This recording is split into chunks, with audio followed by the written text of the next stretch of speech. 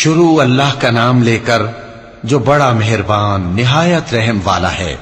حامیم، اس کتاب روشن کی قسم کہ ہم نے اس کو ایک مبارک رات میں نازل فرمایا، ہم تو خبردار کرنے والے ہیں، لیکن یہ لوگ شک میں پڑے کھیل رہے ہیں۔ تو اس دن کا انتظار کرو کہ آسمان سے صاف دھواں نکلے گا جو لوگوں پر چھا جائے گا، یہ درد دینے والا عذاب ہے۔ اس وقت وہ کہیں گے کہ اے پروردگار، ہم سے اس عذاب کو دور کر، ہم ایمان لاتے ہیں۔ اس وقت ان کو نصیحت کہاں مفید ہوگی، جبکہ ان کے پاس پیغمبر آ چکے جو ہمارے احکام کھول کر بیان کر دیتے تھے۔ پھر انہوں نے ان سے منہ پھیر لیا اور کہنے لگے، یہ تو سکھایا پڑھایا ہوا ہے، دیوانہ ہے، ہم تو تھوڑے دنوں عذاب ٹال دیتے ہیں مگر تم پھر کفر کرنے لگتے ہو۔ جس دن ہم بڑی سخت گرفت کریں گے تو بے شک انتقام لے کر چھوڑیں گے۔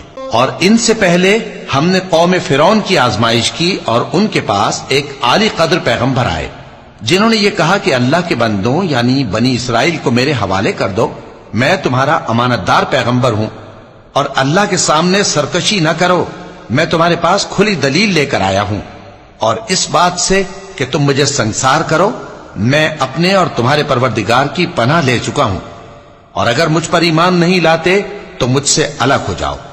تب موسیٰ نے اپنے پروردگار سے دعا کی کہ یہ نافرمان لوگ ہیں۔ اللہ نے فرمایا کہ اچھا، میرے بندوں کو راتوں رات لے کر چلے جاؤ، اور فرعونی ضرور تمہارا تعاقب کریں گے، اور سمندر سے کہ ٹھہرا ہوا ہوگا پار ہو جانا، تمہارے بعد وہ پورا لشکر ڈبو دیا جائے گا۔ وہ لوگ بہت سے باغ اور چشمے چھوڑ گئے اور کھیتیاں اور نفیس مکان اور آرام کی چیزیں جن میں وہ عیش کیا کرتے تھے۔ اسی طرح ہوا، اور ہم نے دوسرے لوگوں کو ان چیزوں کا مالک بنا دیا۔